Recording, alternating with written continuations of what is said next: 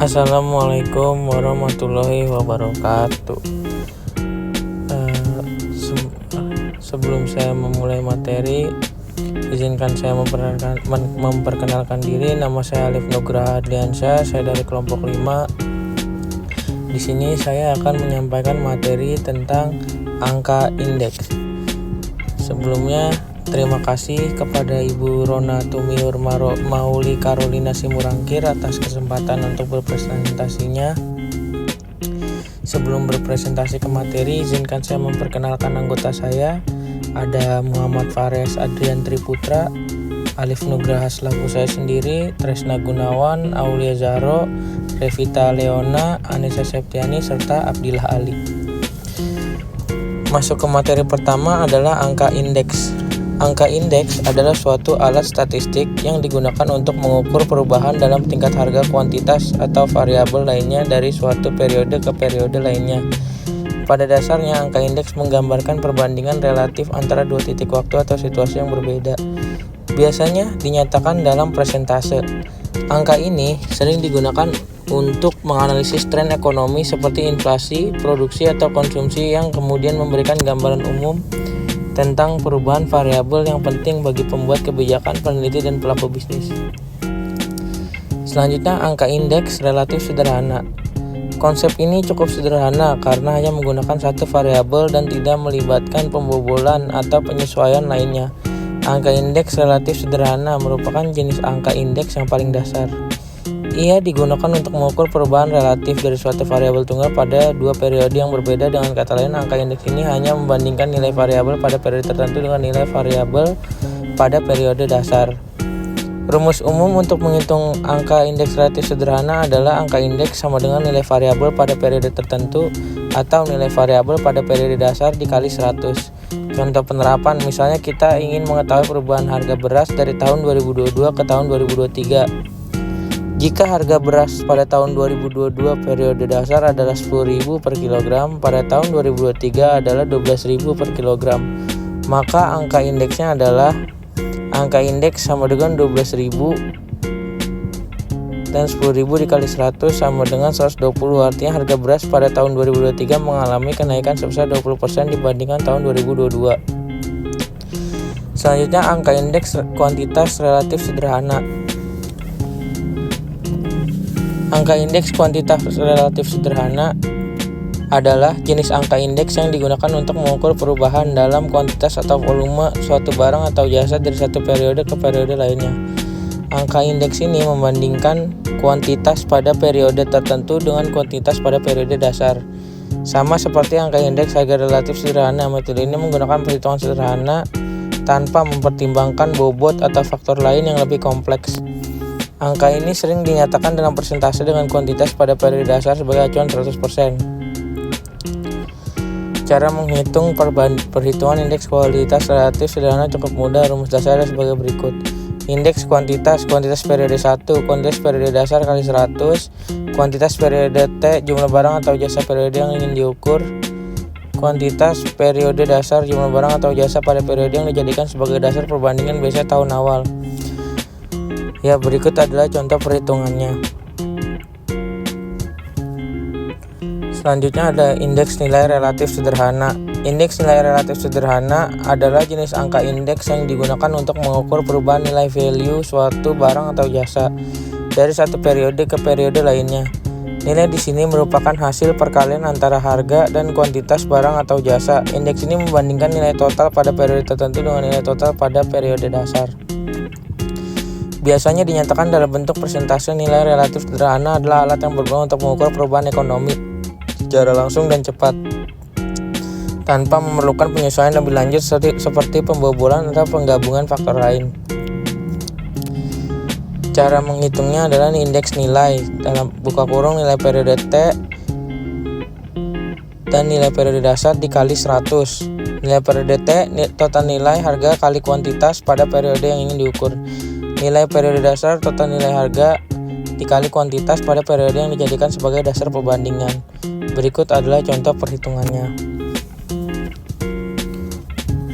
Selanjutnya ada indeks agregat sederhana. Angka indeks ini menekankan agregasi, yaitu barang dan jasa lebih dari satu. Harga, kuantitas, dan nilai dari beberapa komoditas dijadikan satu sehingga mendapatkan angka indeks yang mewakili agregasi tersebut. Contoh berdasarkan pada metode BPS ada agregasi makanan, merupakan kelompok dari beras, jagung, kedelai, minuman, tembakau, dan lain-lain. Perumahan, alat dan bahan perumahan, sandang, tekstil dan produk tekstil, dan aneka barang dan jasa untuk seluruh barang dan jasa yang tidak masuk agregasi yang lainnya. Angka indeks harga agregat sederhana. Angka indeks harga agregat sederhana adalah angka indeks yang menunjukkan perbandingan antara harga kelompok dan jasa periode tertentu. Dengan periode dasarnya, angka indeks harga agregat sama dengan dirumuskan sebagai berikut. IH sama dengan sigma kuadrat 2 dibagi H kuadrat 0 kali 100, di mana IH adalah indeks harga yang tidak ditimbang agregat sederhana, HA harga yang dihitung angka indeksnya, HO harga pada tahun dasarnya. Selanjutnya ada indeks agregat sederhana. Angka indeks kuantitas agregat sederhana. Indeks kuantitas agregat sederhana adalah angka-angka indeks yang menunjukkan perbandingan antara jumlah kuantitas kelompok, barang dan jasa pada periode tertentu dengan periode dasarnya. Angka indeks kuantitas agregat sederhana dirumuskan sebagai berikut. IKA sama dengan sigma K kuadrat 1 bagi K kuadrat 0 kali 100. IKA indeks kuantitas yang tidak ditimbang agregat sederhana. Selanjutnya ada indeks agregat sederhana. Indeks nilai agregat relatif sederhana. Indeks nilai agregat relatif sederhana menunjukkan perkembangan nilai harga dikalikan dengan kuantitas kelompok barang dan jasa pada suatu periode dengan periode atau tahun dasarnya. Indeks nilai agregatif relatif sederhana dirumuskan sebagai berikut. INA sama dengan sigma V kuadrat 1 dibagi V kuadrat 0 kali 100 sama dengan sigma H kuadrat 1 dikali K kuadrat 1 dibagi H kuadrat 0 dan K kuadrat 0 dikali 100. Selanjutnya ada angka indeks tertimbang. Angka indeks tertimbang atau weight index. Indeks ini berbeda dengan indeks sederhana. Indeks tertimbang memberikan bobot berbeda terhadap setiap komponen. Karena pada dasarnya setiap barang dan jasa mempunyai tingkat utilitas, manfaat, dan kepentingan yang berbeda. Beras mungkin dirasakan lebih penting dibandingkan dengan sayuran atau jenis barang lain. Indeks tertimbang biasa digunakan untuk indeks agregat di mana banyak jenis komoditas sehingga setiap komoditas mempunyai bobot yang berbeda. Indeks harga agregatif tertimbang. Indeks harga agregatif tertimbang merupakan modifikasi dari metode angka relatif, yaitu dengan menambahkan faktor penimbang di dalamnya. Rumus indeks agregatif tertimbang adalah sebagai berikut. Berikut adalah rumus agregatif tertimbang. Selanjutnya ada angka indeks tertimbang. Selanjutnya ada rumus Laspeyres dalam menentukan indeks agregat tertimbang. Laspeyres digunakan penimbang kuantitas pada periode dasar rumus. Berikut ada rumus Laspeyres, lalu ada rumus Paasche dan rumus Fisher. Selanjutnya ada rumus Drobosch, rumus Marshall-Edgeworth, dan rumus Walsh. Ya, berikutnya ada macam-macam indeks. Indeks harga konsumen (IHK) merupakan indeks yang memperhatikan harga-harga yang harus dibayar konsumen baik di perkotaan maupun pedesaan. IHK merupakan dasar bagi perhitungan laju inflasi di Indonesia. Perhitungan IHK sejak tahun 1999 dasarkan pada 249 komoditas sampai 353 dari kota. Kelompok barang dalam IHK diperluas menjadi 7 yang sebelumnya hanya 4 kelompok. Kelompok barang tersebut adalah bahan makanan jadi, minuman, rokok, dan tembakau, perumahan, sandang, kesehatan, pendidikan, rekreasi, dan olahraga. Indeks harga konsumen bukan merupakan ukuran sempurna atas biaya hidup karena 3 alasan, yaitu indeks ini tidak memperhitungkan kemampuan konsumen. Indeks ini juga memperhitungkan peningkatan daya beli uang. Indeks harga konsumen juga tidak sepenuhnya mampu memperhitungkan perubahan kualitas barang dan jasa. Kegunaan indeks harga konsumen antara lain dapat digunakan sebagai barometer nilai tukar rupiah atau sebagai indikator inflasi, dipakai sebagai landasan untuk memperbaiki atau menyesuaikan gaji dan upah karyawan, merupakan pengukur perubahan harga konsumen di indikator perubahan pengeluaran rumah tangga. Selanjutnya akan dijelaskan oleh rekan saya Tresna Gunawan. Baik, selanjutnya indeks harga perdagangan besar IHPB merupakan salah satu indikator ekonomi yang memuat angka indeks dan menunjukkan perubahan pada harga pembelian barang oleh para pedagang besar dari konsumen.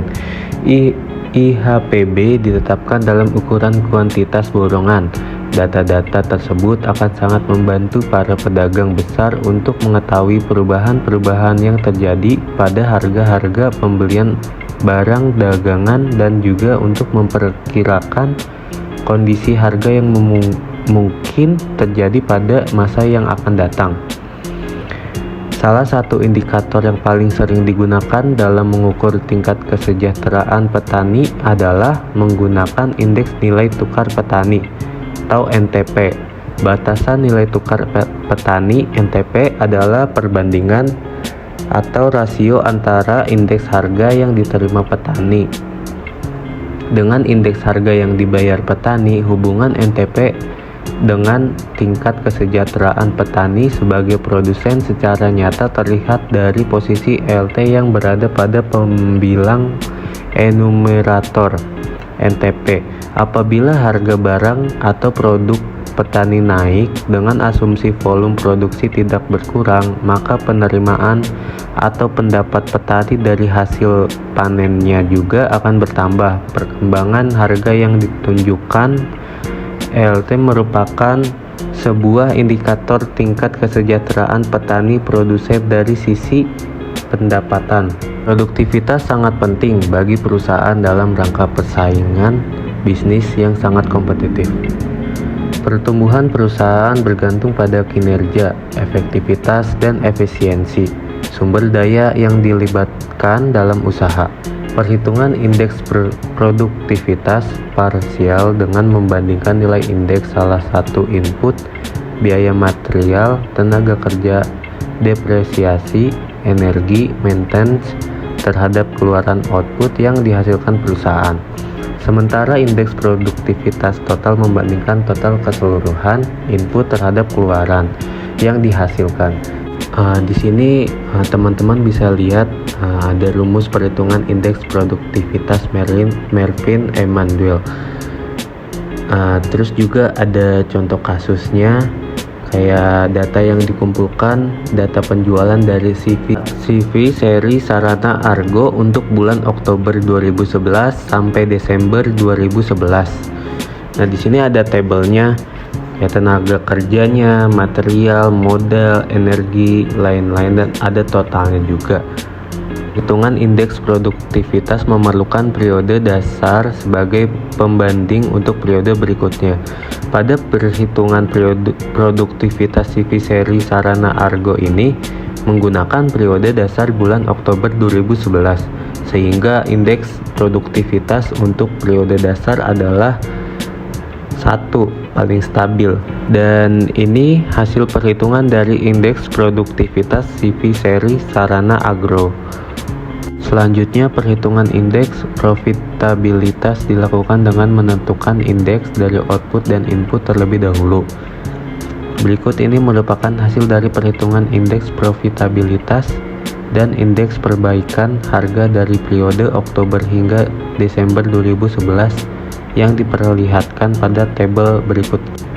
Dan selanjutnya, evaluasi yang dilakukan adalah analisis tingkat produktivitas parsial dan produktivitas total, analisis profitabilitas, serta analisis indeks perbaikan harga. Dari hasil pengolahan data dapat dilihat bahwa satu produktivitas parsial A-nya itu tingkat produktivitas tenaga kerja mencapai titik terendah pada bulan November 2011, yaitu 0,791. Nilai produktivitas tenaga kerja yang menurun dapat disebabkan karena jumlah jam kerja yang tidak dimanfaatkan secara baik oleh operator yang bekerja. Yang B-nya itu tingkat produktivitas material mengalami penurunan pada bulan November 2011, yaitu 0,828. Hal ini disebabkan karena jumlah bahan baku yang digunakan lebih banyak dari periode dasarnya. Yang C, tingkat produktivitas modal juga mengalami penurunan pada bulan November dengan nilai indeks adalah 0,852.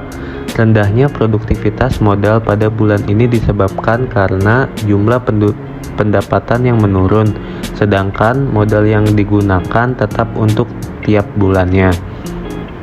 D, tingkat Produktivitas energi juga mengalami penurunan pada bulan November dengan nilai indeks produktivitas adalah 0,840, sedangkan pada bulan Desember naik menjadi 0,895. Penyebab rendahnya produktivitas pada bulan November dikarenakan meningkatnya jumlah energi yang digunakan pada bulan tersebut. Tingkat produktivitas lain-lain dalam hal ini berupa biaya pemeliharaan mesin, biaya administrasi, biaya distribusi, dan sebagainya.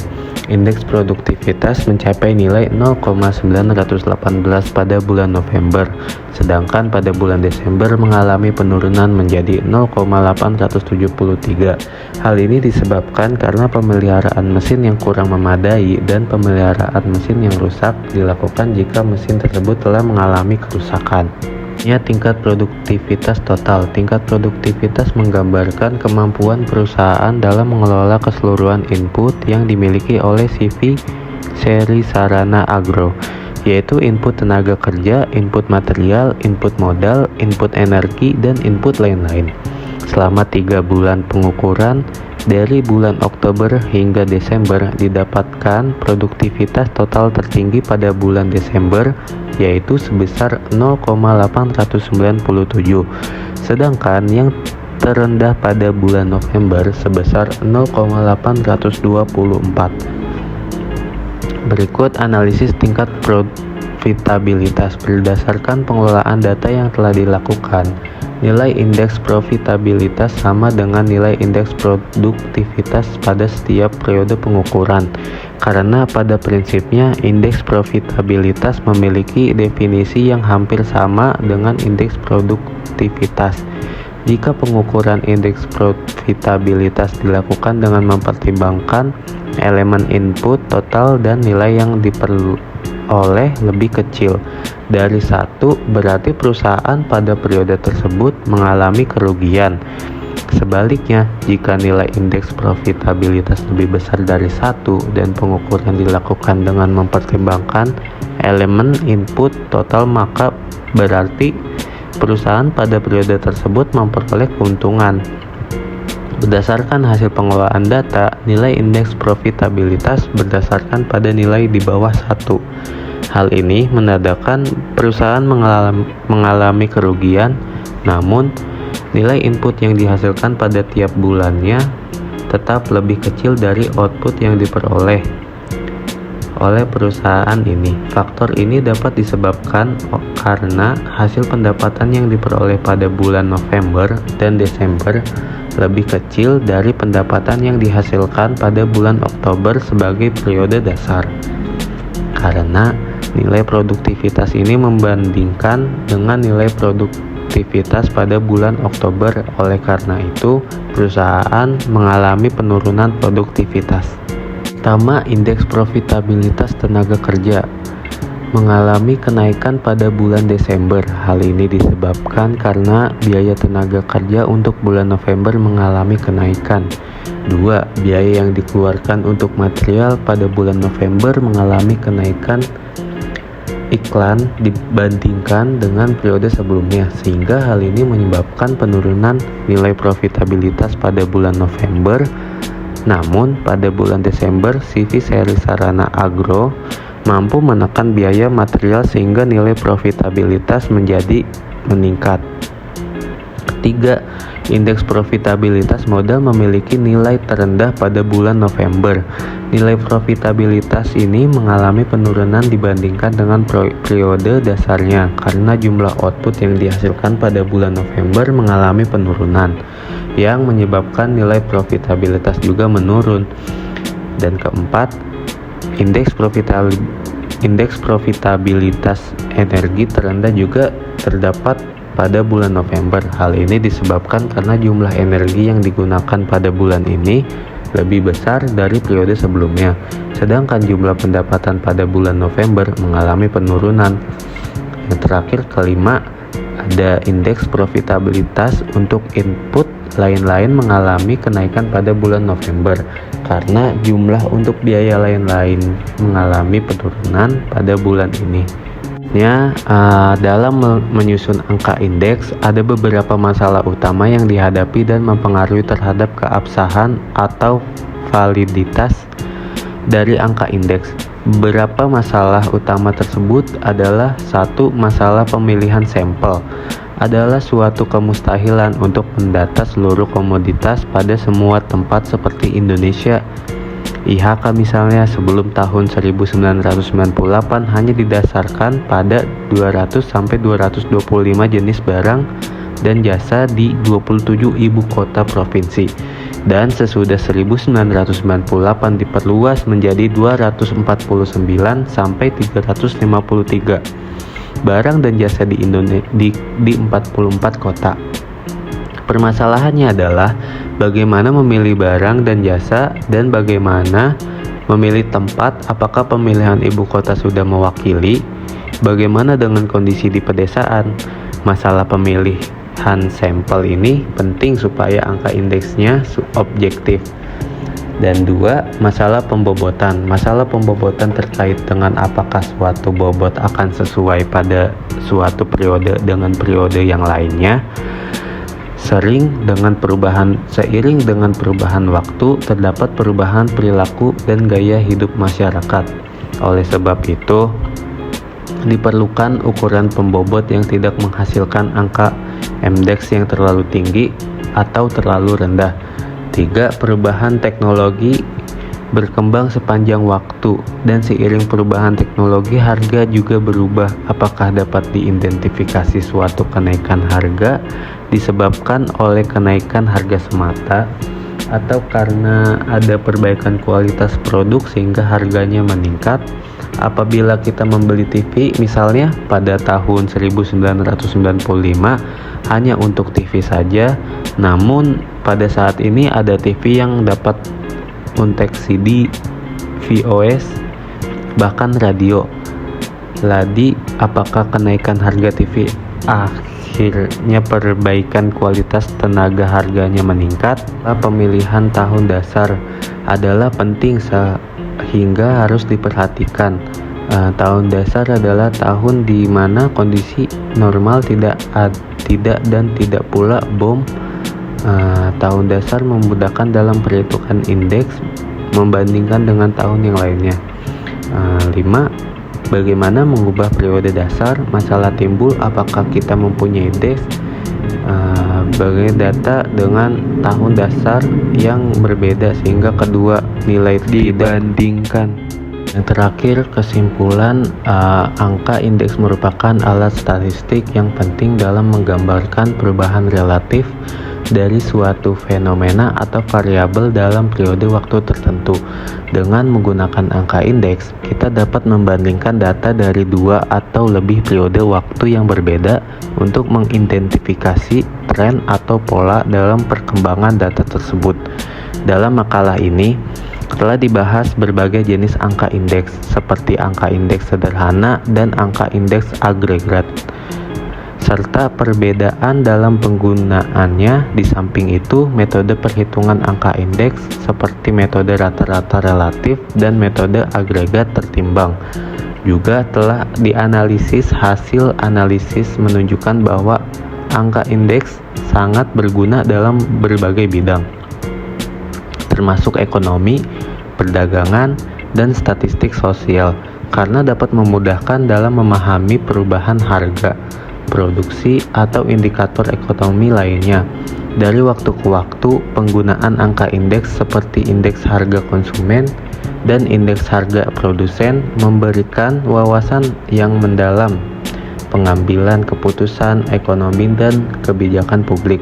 Namun demikian, penggunaan angka indeks harus dilakukan dengan hati-hati, terutama dalam memilih basis data dan metode perhitungan yang sesuai, agar hasilnya akurat dan dapat diandalkan.